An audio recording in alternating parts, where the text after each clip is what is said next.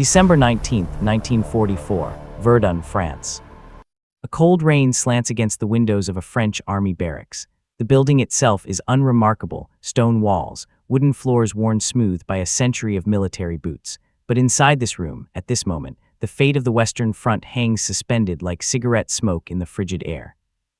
Supreme Allied Commander General Dwight D. Eisenhower sits at the head of a scarred oak table. His face is drawn. He hasn't slept in 36 hours. Around him, a constellation of stars, 3-star generals, 4-star commanders, hunch over maps that are already obsolete.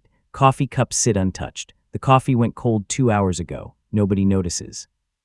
The maps tell a story of disaster. 3 days earlier, the Germans launched what military historians will later call the greatest surprise attack in the history of modern warfare. 200,000 German soldiers, supported by 1,000 tanks and 2,000 artillery pieces, have punched through the American lines in the Ardennes forest. The front doesn't look like a front anymore. It looks like a wound, a deep, ugly gash running through Belgium and Luxembourg. American units are encircled, communications are severed, entire divisions have simply vanished. And at the center of this chaos sits a small Belgian crossroads town called Bastogne. Eisenhower stares at the map. Everyone stares at the map. They all understand the same terrible truth. If Bastogne falls, the Germans will have access to 7 major roads. They will split the Allied armies in 2. They will reach Antwerp. They might just win this war. The 101st Airborne Division is holding Bastogne. They are surrounded. They are outnumbered 5-1. They have limited ammunition, no winter clothing, and no hope of aerial resupply in this weather. They have perhaps 48 hours before they are annihilated. Eisenhower leans back. He speaks slowly. I want reinforcements sent to Bastogne. Who can get there the fastest? The room falls silent. Every general present knows the answer is nobody. Every relief force is committed elsewhere. Every armored division is tangled in the chaos of retreat. To reach Bastogne would require pulling forces from active combat, redirecting them through jammed roads in freezing weather, and somehow threading them through German lines, all within 2 days. It is, by any reasonable military standard, impossible. And then a voice cuts through the silence. I can have 3 divisions at Bastogne in 48 hours. Every head turns. General George S. Patton, Jr., stands at the corner of the table, hands on his hips, jaw set. His polished cavalry boots catch the lamplight. His ivory-handled pistols rest at his sides. He says it like he's ordering breakfast. Bradley stares at him. George, you're 100 miles south. Your army is pointing east. You're in the middle of an offensive operation. Patton doesn't blink. I know where my army is, Brad. You can't just, Bradley pauses, searching for words that can capture the sheer absurdity of what Patton is suggesting. You can't just wheel an entire army 90 degrees in the middle of winter and march them 100 miles in 2 days. It's never been done. It can't be done. Patton's eyes gleam. Watch me. Section 1, The German Gamble. To understand what Patton is about to attempt, we must first understand what he is fighting against. December 16, 1944, the Ardennes Forest. At 5:30 a.m., the darkness explodes. 2,000 German artillery pieces open fire simultaneously along an 85-mile front. American soldiers, many of them green replacements who have never seen combat, wake to a world of fire and steel. This is Operation Whack 'em Rain, Watch on the Rhine. This is Adolf Hitler's last gamble. The plan is audacious in its ambition and desperate in its conception. Germany is losing the war. Everyone knows it. The Soviets are closing from the east. The Allies control France. German cities burn nightly under Allied bombing raids. But Hitler believes, truly believes, that one more blow, one devastating strike, will shatter the Western alliance. He will punch through the weakest point in the American line, seize the vital port of Antwerp, and force the Allies to negotiate a peace. It is madness. It is also, for 72 hours, working. The Americans are caught completely off guard. Allied intelligence has failed catastrophically. General Bradley has called the Ardennes a calculated risk, a quiet sector where tired divisions can rest and green divisions can train. The Germans know this. They have chosen their moment perfectly. Fog and low clouds ground Allied aircraft, the very aircraft that have dominated the European sky for months. German armor rolls forward virtually unopposed. American units are surrounded, scattered, or destroyed outright. And at the very center of the German assault, 7 armored columns converge on a single target, Bastogne. Section 2. The Crossroads.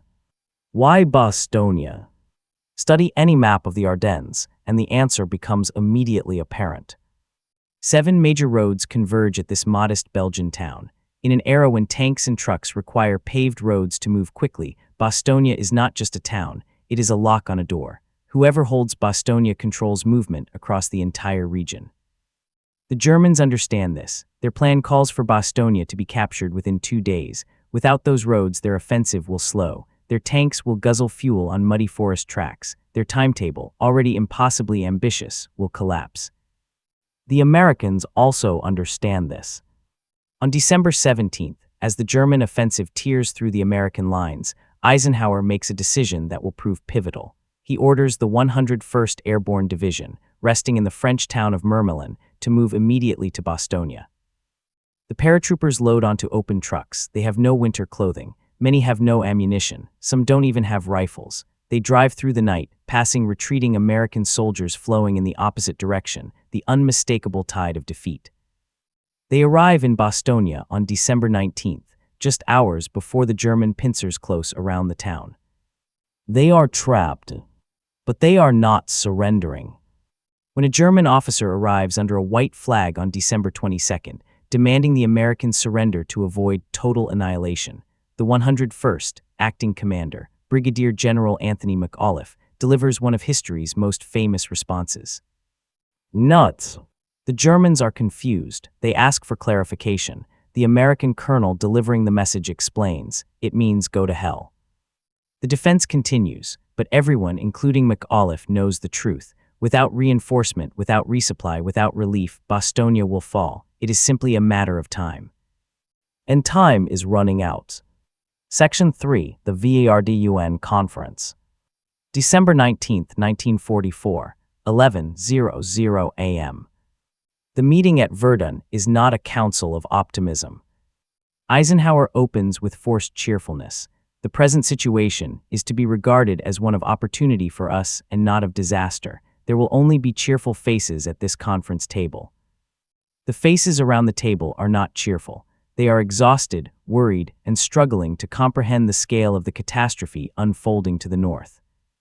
General Bradley, commanding the 12th Army Group, is particularly shaken. The German offensive has torn through his sector. His headquarters is in chaos. Communications with forward units are sporadic at best. He does not know at this moment where many of his own divisions are. British Field Marshal Bernard Montgomery, commanding the 21st Army Group to the north, watches with barely concealed satisfaction.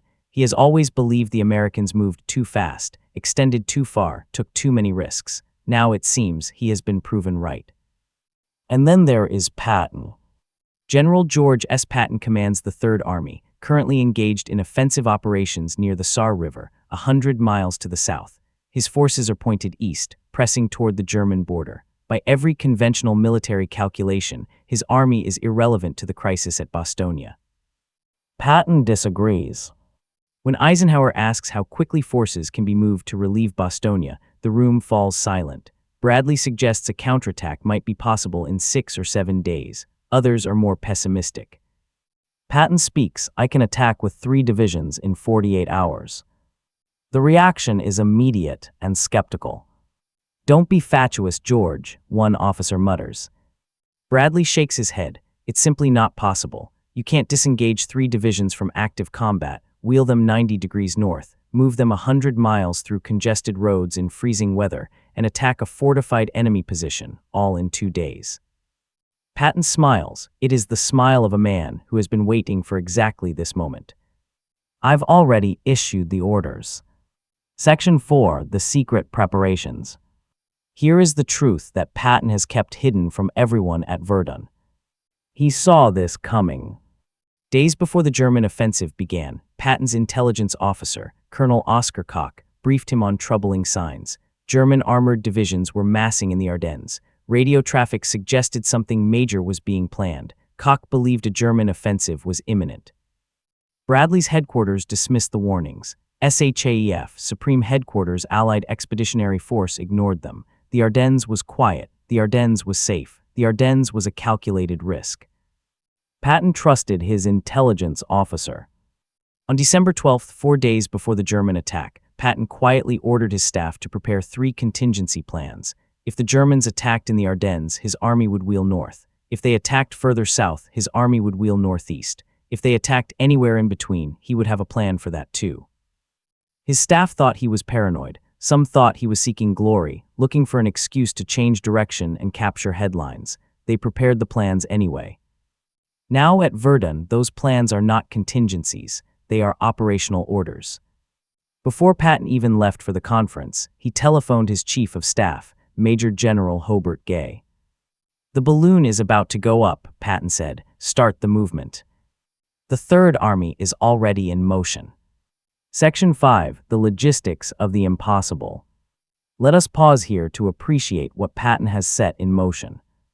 The Third Army is not a small unit. It comprises over 250,000 men. It has hundreds of tanks, thousands of trucks, countless artillery pieces. It stretches across dozens of miles of front line.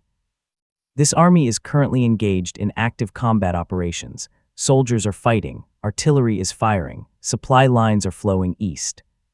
Patton is proposing to disengage this entire force, rotate at 90 degrees, and march at 100 miles in 2 days.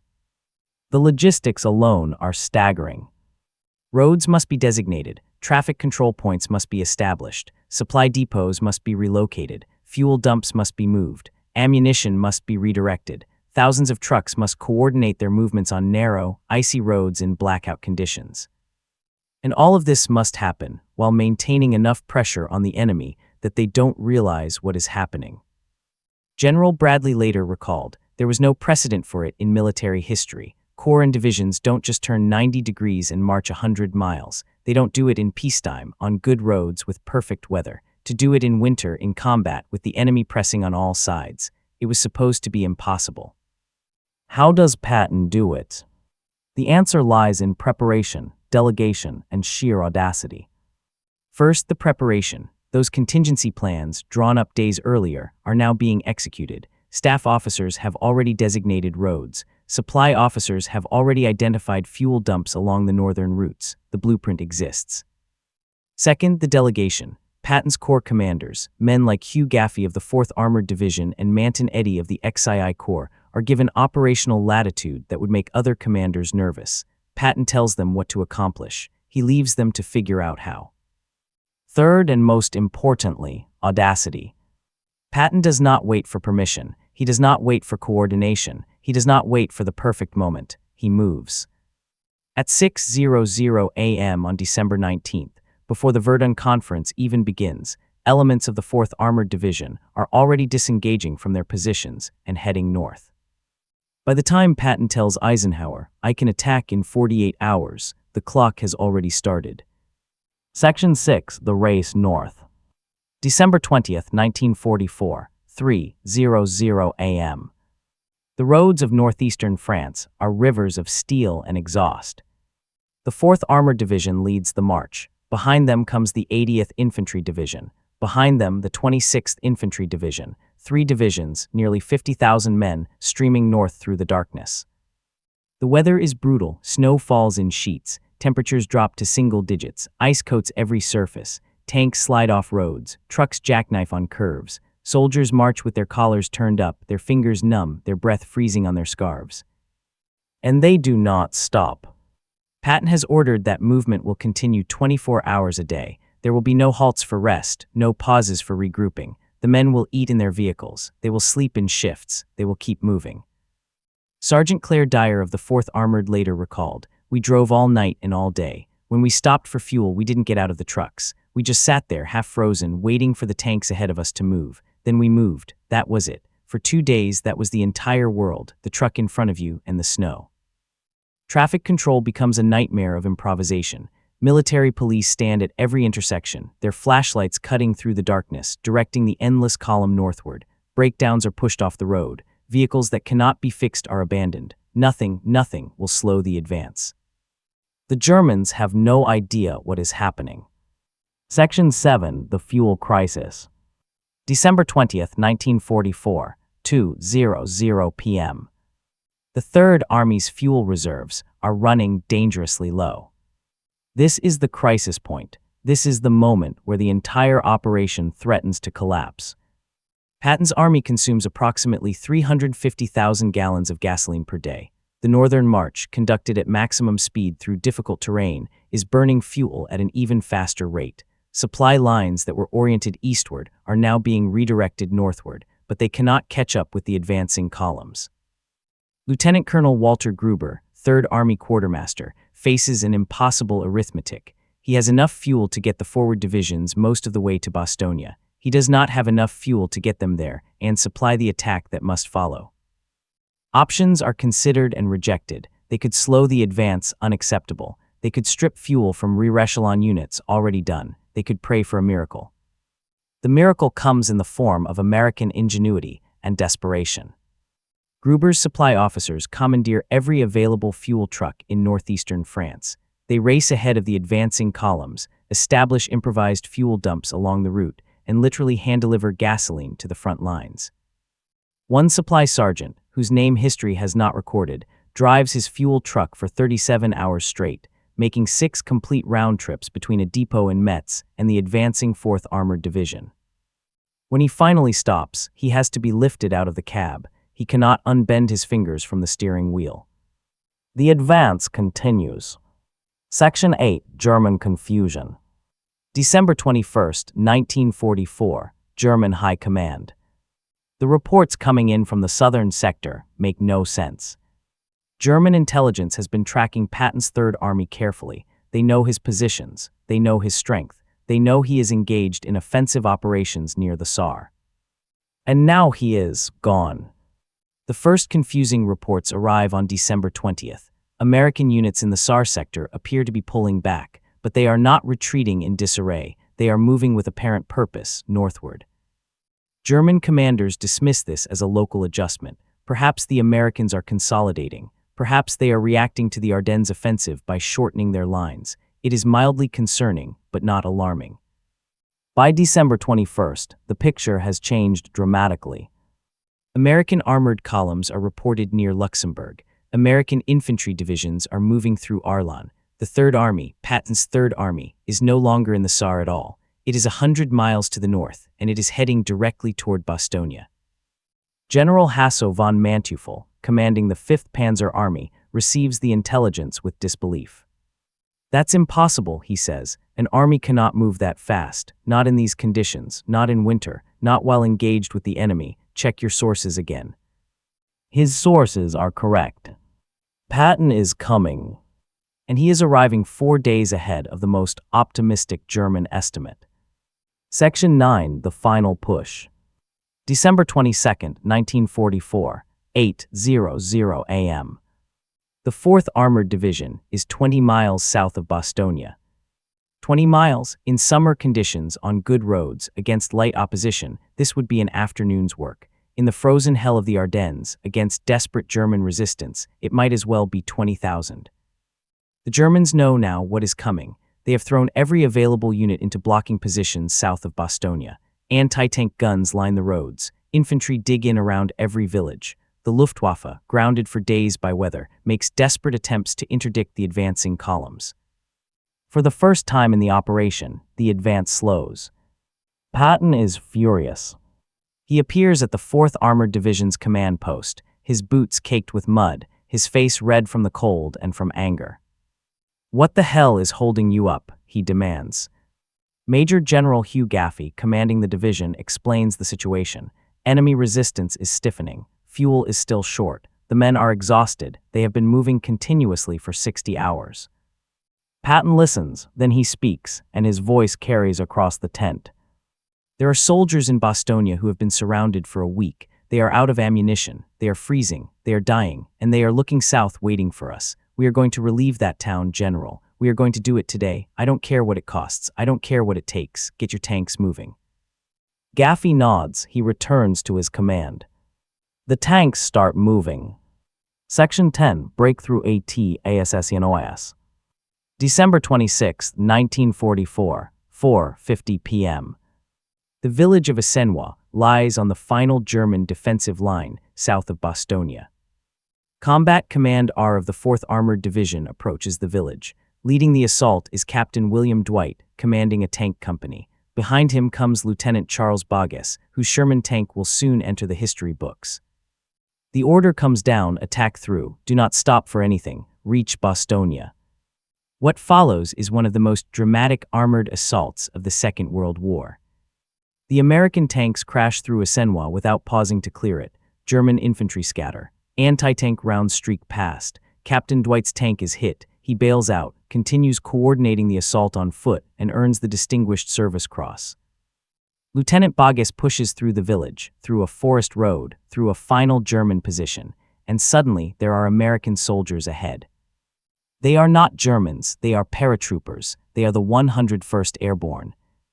At 4:50 p.m. on December 26, 1944, Lieutenant Boggess's tank rolls into the American perimeter. "I'm Lieutenant Boggess, 4th Armored Division." The reply comes from General McAuliffe's staff, "Glad to see you." Bostonia is relieved. Section 11, the historical verdict. Let us now consider the numbers. In 72 hours, Patton's Third Army accomplished the following. Disengaged from combat operations across a 60-mile front. Rotated 90 degrees from an eastward to a northward orientation. Moved 3 full divisions, approximately 133,000 men, over distances ranging from 75 to 100 miles. Did so in blizzard conditions, on icy roads, through territory threatened by enemy action. Arrived at Bostonia and immediately launched an assault against fortified enemy positions. Relieved a surrounded garrison and prevented the collapse of the American line in the Ardennes. No army in military history had ever done anything like it. None has since.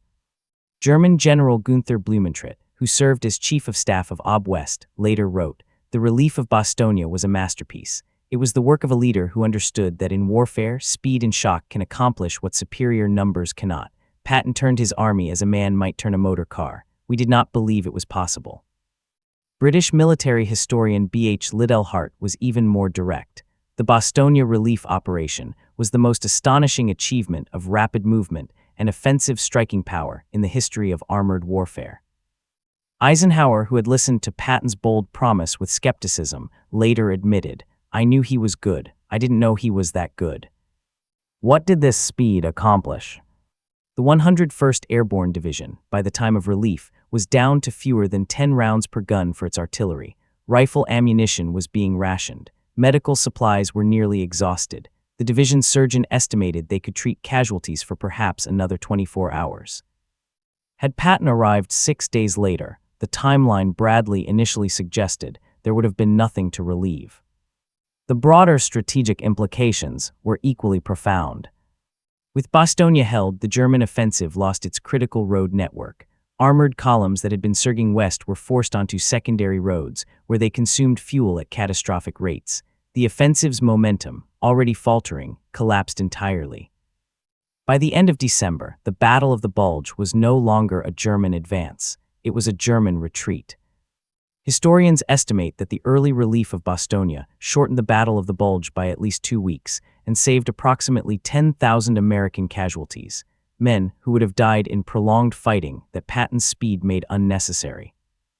Section 12, the legacy. Let us return now to the Verdun conference room. It is December 19th. The maps show disaster. The generals show worry. Eisenhower asks who can relieve Bostonia. "I can have 3 divisions at Bostonia in 48 hours. When Patton spoke those words, every officer in the room thought he was mad. Armies don't turn 90 degrees. Armies don't march 100 miles in 2 days. Armies don't disengage from combat, redirect their logistics, and launch an offensive against a fortified enemy position, all in less than a week. Patton did it in 3 days. The relief of Bostonia was not merely a tactical success. It was a redefinition of what was possible. Before December 1944, military planners understood that large-scale troop movements required extensive preparation. Roads had to be surveyed, logistics had to be prepositioned, units had to be rested, refueled, and reorganized. The friction of war, the fog, the confusion, the thousand small failures that slow every operation had to be accounted for. Patton proved that audacity could overcome friction, that preparation could replace delay, that a leader who trusted his subordinates, who delegated effectively, and who absolutely refused to accept impossible as an answer could achieve things that defied conventional wisdom. He proved it not with some small raiding force, not with a handful of tanks on a limited objective, but with an entire army, 250,000 men, thousands of vehicles, all the cumbersome machinery of modern warfare, moving at a speed that his enemies simply could not believe. General Bradley, who had doubted Patton at Verdun, later wrote, "I have known George Patton for many years. I have served with him in peace and war, and until December 1944 I thought I understood what he was capable of. I didn't. No one did. Bastogne taught us all something about the limits of possibility and about a man who refused to recognize them." Conclusion: the defining moment. The Battle of the Bulge would continue into January 1945. There would be more fighting, more casualties, more frozen misery in the Ardennes forests. The war itself would last another 4 months. But the relief of Bastogne, that impossible 90-degree turn, that 100-mile race through ice and snow, that refusal to accept what every reasonable military mind knew to be true, that was the moment the German offensive died. Not because of overwhelming force, not because of superior numbers, not because of Allied air power, which was still grounded by weather. It died because one American general looked at an impossible situation and said, "Watch me."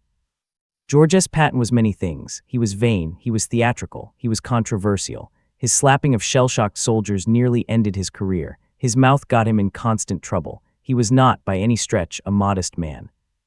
But on December 19, 1944, when the fate of the Western Front hung in the balance, when Bastogne was dying, when every careful calculation said relief was impossible, Patton delivered. His troops arrived 4 days ahead of the most optimistic German estimate. They arrived with enough strength to break through fortified positions. They arrived in time to save 10,000 American lives and change the course of the war. How do you measure a military genius? Perhaps you measure him by the things he accomplishes that no one else believed possible. By that standard, the relief of Bastogne was not just Patton's finest hour. It was one of the finest hours in the history of American arms, a moment when audacity, preparation, and sheer force will combine to achieve something that defied everything military science understood about the limits of speed and movement in war. I can have 3 divisions at Bastogne in 48 hours. He did it in 72. Given the circumstances, that might as well have been yesterday. The German offensive, Hitler's last gamble, his final desperate throw of the dice, broke against the walls of Bastogne and the speed of Patton's relief. The war, after December 1944, had only one possible ending. And it began with a 90-degree turn.